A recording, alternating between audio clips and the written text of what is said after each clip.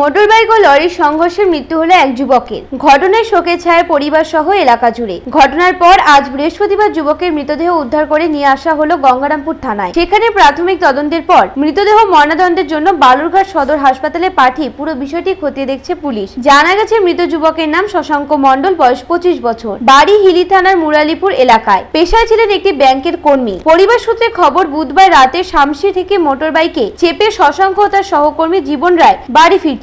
সেই সময় রামপুর এলাকায় দাঁড়িয়ে থাকা একটি লরির পেছনে সজোরে ধাক্কা মারে মোটরবাইকটি। ঘটনায় গুরুতর আহত হয় দুজন। ঘটনার পর আহতদের উদ্ধার করে নিয়ে আসে গঙ্গারামপুর সুপার স্পেশালিটি হাসপাতালে। সেখানে একজনকে মৃত বলে ঘোষণা করে কর্তব্যরত চিকিৎসক। অপরজনের অবস্থার অবনতি হলে তাকে স্থানান্তরিত করা হয় মালদা মেডিকেল কলেজ ও হাসপাতালে। ঘটনার পর আজ বৃহস্পতিবার মৃত যুবকের দেহ উদ্ধার করে নিয়ে আসা হলো গঙ্গারামপুর থানায়। সেখানে প্রাথমিক তদন্তের পর মৃতদেহ ময়নাতদন্তের জন্য বালুরঘাট সদর হাসপাতালে পাঠিয়ে পুরো বিষয়টি খতিয়ে দেখছে পুলিশ। পুরো ঘটনার তদন্ত শুরু করেছে পুলিশ। হ্যাঁ, কি করে মারা গেল? ও অ্যাক্সিডেন্ট হয়েছিল বাইক নিয়ে। কোথায় যাচ্ছিল ভাই? বাড়িতে যাচ্ছিল। বাড়ি কোথায়? বাড়ি মুরারিপুর, তিরমণি হিলি থানা। কোথায় গিয়েছিল? গিয়েছিল ওই যে শামসি বন্ধনের চাকরি। বন্ধনে চাকরি করে। হ্যাঁ। বাইক নিয়ে ফিরছিল বাড়ি? বাড়িতে বাইক নিয়ে কত রাত্রে ঘটনা? 9টা সাড়ে 9টা। হ্যাঁ, তারপরে কি ঘটলো হঠাৎ করে? তারপরে তো আমরা ফোন পেয়ে চলে আসলাম ওখানে।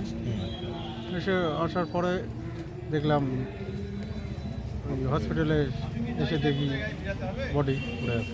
কি শুনলেন যে কি কিসের সাথে ধাক্কা লেগেছে? কি বললো লরির সঙ্গে ধাক্কা লেগেছে। পিছন থেকে মেরে দিয়েছিল? লরি কি বেপরোয়া ভাবে? লরির পিছনে মেরেছে। লরি এর পিছনে মেরেছে তো? মানে লরিটা বেপরোয়া ভাবে চালাচ্ছিল? না, ও আচ্ছা। বাইকে কয়জন ছিল?